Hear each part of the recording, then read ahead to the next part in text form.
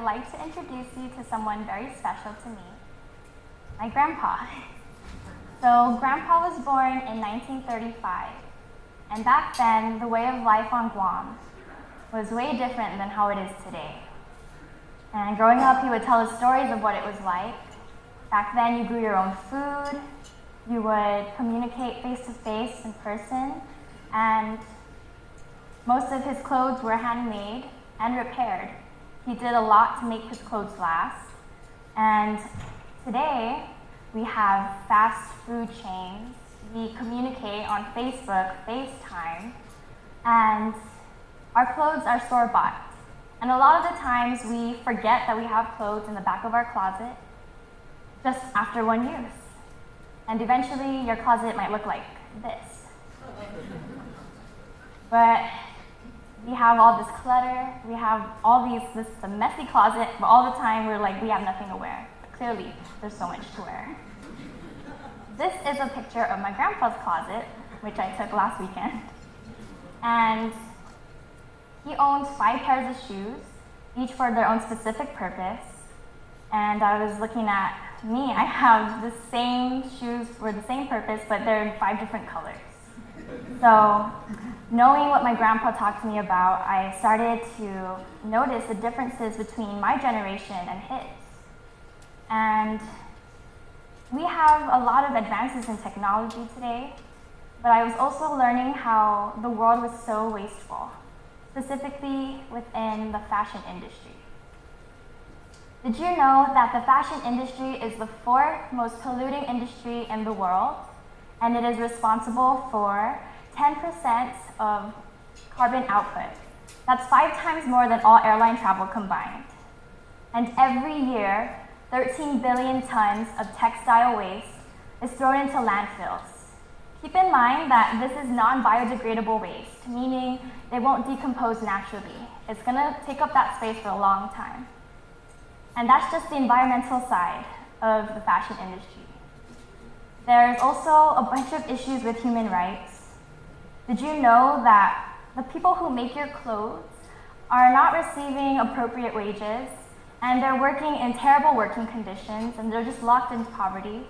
The buildings that they work in are known to collapse, and it's clear that the fashion industry is a top violator to human rights and the environment.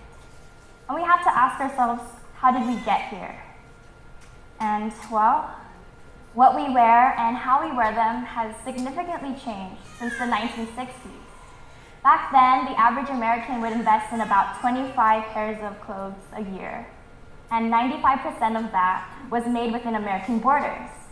But today, we buy 3 times more than we were in the 60s, and only 2% of that is made in America.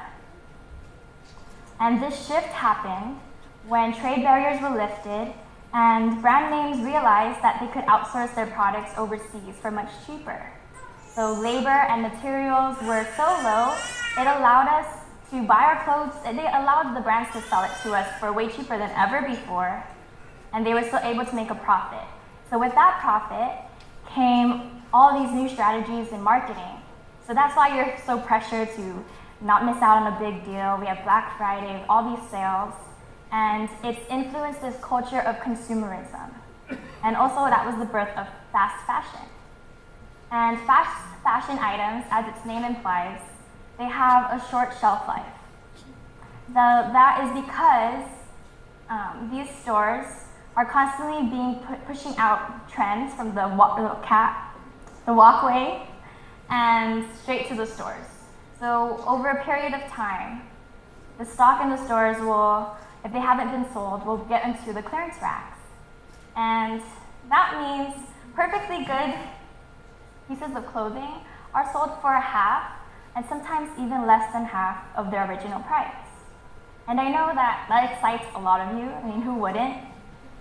But you need to understand that this is creating a system where consumers believe that they're getting more for less, but that's not the case, because a bunch of these times the materials are cheaper, the quality is not as good, and it won't last you in the long run.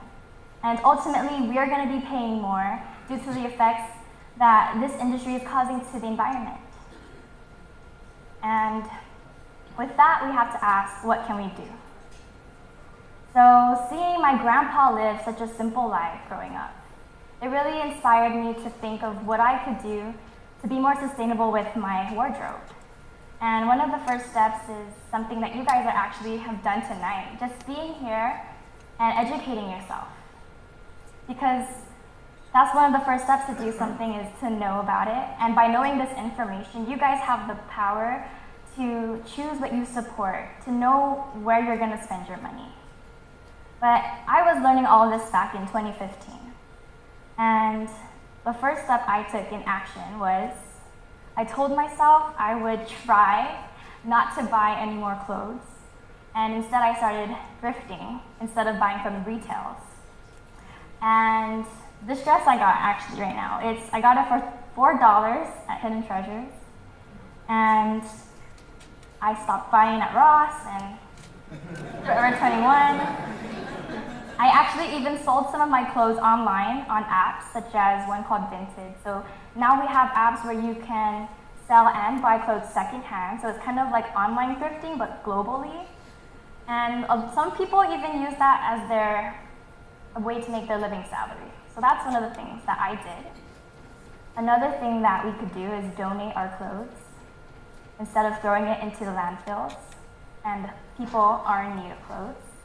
And if you're not ready to give your clothes away, but you're not really wearing them, then try a time capsule wardrobe, which is where the clothes that you do wear, or the ones that you do want to wear, you leave it in your closet, but then you store away the rest that you haven't really been touching up on.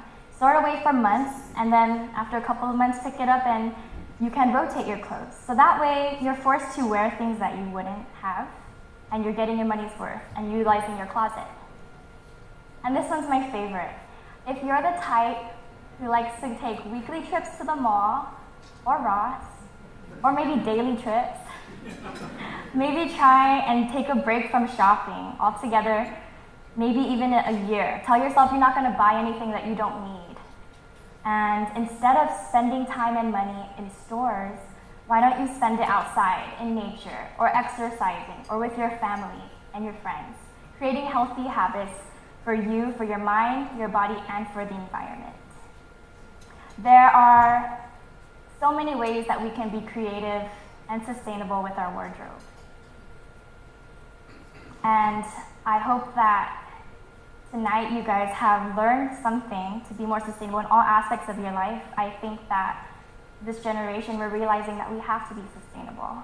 And so I really do hope that these presentations, you guys can take away something. So thank you for listening to me. Dankluna Sidzos Maasi. I think Grandpa would be proud.